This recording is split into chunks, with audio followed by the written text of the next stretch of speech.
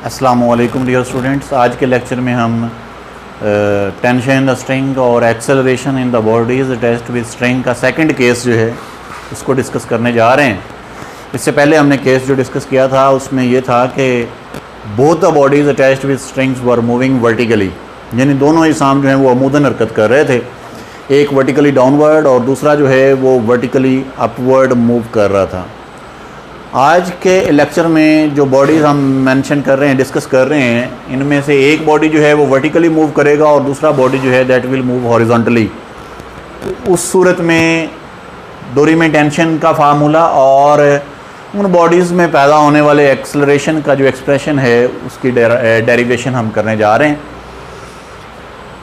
सबसे पहले जिस तरह पहले केस में हमने किया था कि दोनों बॉडीज़ के लिए अगर उनके एक्सेलरेशन की वैल्यू और टेंशन इन द स्ट्रिंग के लिए एक्सप्रेशन हमने डिराइव करने हैं, तो जो काम हम स्टार्ट करते हैं सबसे पहले वो ये बेटा कि हम बॉडी ए और बॉडी बी इन दोनों पर नेट फोर्स जो है उनके एक्सप्रेशंस इक्वेशंस जो हैं वो फाइंड आउट करेंगे। तो अगर सबसे पहले बात की जाए बॉडी ए की, तो बॉडी ए पर सेम उसी तरह जिस तरह केस वन जो हमने मेंशन डिस्कस किया था जिसमें both the bodies were moving vertically, तो बिल्कुल उसी तरह से बॉडी ए पर इस केस में भी वही सेम दो फोर्सेस एक्ट कर रही हैं।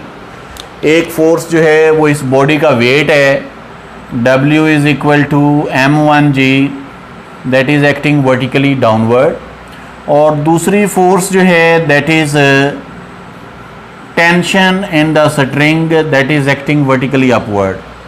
अब ये दोनों फोर्सेस एक दूसरे की अपोजिट डायरेक्शन में एक्ट कर रही हैं, लेकिन ये बॉडी मूव किधर करेगा? It will move vertically downward. अगर ये बॉडी वर्टिकली डाउनवर्ड मूव करता है तो इसका मतलब ये है कि इस पर जो डाउनवर्ड डायरेक्शन में फोर्स एक्ट कर रही है वो अपवर्ड डायरेक्शन में अमल करने वाली force that is tension in the string से ज़्यादा है। जब ये force tension in the string से ज़्यादा है तो इसका मतलब है कि इसका अगर नेट फोर्स बनाना चाहते हैं तो नेट फोर्स के लिए ज़्यादा मैग्नीट्यूड वाली फोर्स में से कम मैग्नीट्यूड वाली फोर्स को माइनस कर दिया जाएगा, और न्यूटन्स सेकेंड लॉ की मदद से हम नेट फोर्स तक पहुंच जाएंगे। न्यूटन सेकेंड लॉ कहता है कि नेट फोर्स इक्वल होती है मास मल्टीप्लाई एक्सेलरेशन के। अब यहाँ पर इसी एक्सप्रेशन की मदद से हम इस बॉडी पर नेट फोर्स निकालने जा रहे हैं। ये नेट फोर्स है, यहाँ पर दो फोर्सेस हैं, एक ज़्यादा जिसकी वजह से बॉडी नीचे जा रहा है, दूसरी कम जिसकी वजह से बॉडी जो है वो ऊपर नहीं जा रहा बल्कि अपोजिट डायरेक्शन में जा रहा है। तो ज़्यादा वाली फोर्स W है, कम वाली force tension in the string है। तो हम क्या करेंगे, बॉडी के वेट में से टेंशन इन द स्ट्रिंग को माइनस कर देंगे, तो this will become the net force which is acting on the body A and which is responsible for the motion of body in the downward direction.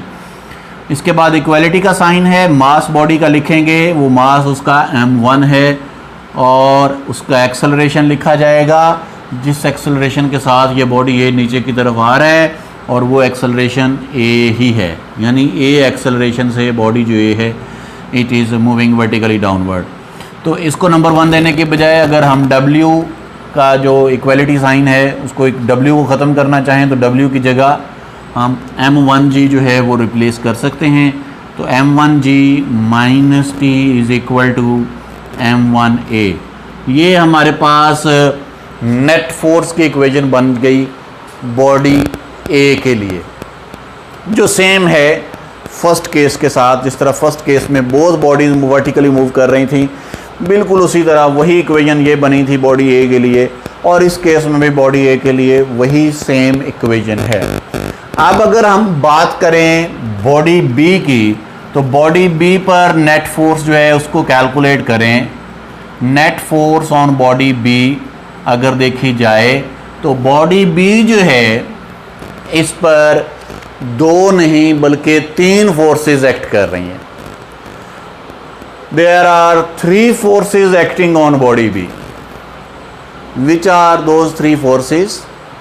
First one is the weight of body B which is acting vertically downward.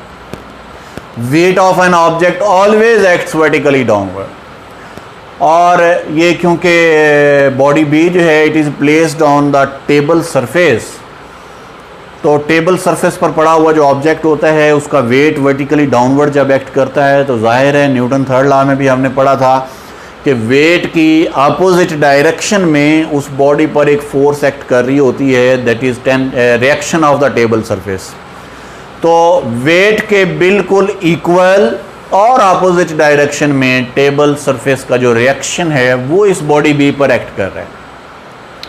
तो ये दो forces हैं जो एक दूसरे के equal हैं और अपोजिट डायरेक्शन में। तीसरी फोर्स है tension in the string that is acting in horizontal direction, वो हॉरिजॉन्टली इस बॉडी पर एक्ट कर रही है और वो इस बॉडी को मूव करवा रही है इन हॉरिजॉन्टल डायरेक्शन, यानी इस तरह से ये बॉडी बी जो है उसको मूव करवाने के लिए टेंशन द स्ट्रिंग जो है वो इस पर अमल कर रही है।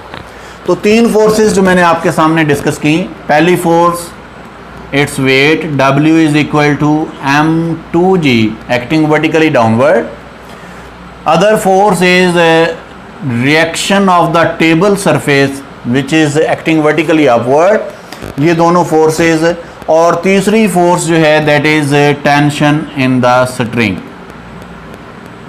Tension in the string T। ये तीन फोर्सेस हैं which are acting on body B. अब इन तीन फोर्सेस में से नेट फोर्स कैसे बनाई जाएगी वो इंशाल्लाह अगले लेक्चर में हम उसको डिस्कस करेंगे।